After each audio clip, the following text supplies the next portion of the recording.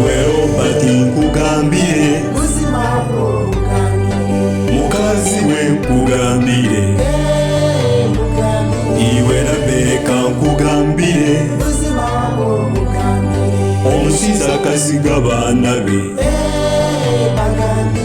nanye nabo yabasigaho hati nimubabuza obusinge mutaguzitaka ry'abaana iyo kugendo guze ryawe